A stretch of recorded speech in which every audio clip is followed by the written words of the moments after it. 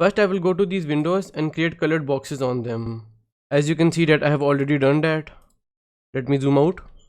Then create a levels adjustment layer and make everything darker.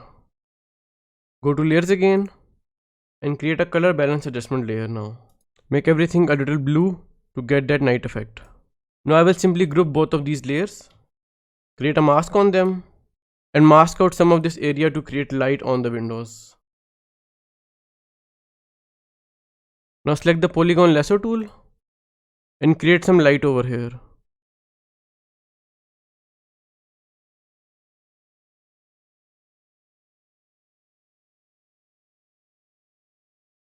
So here is the before and here is the after.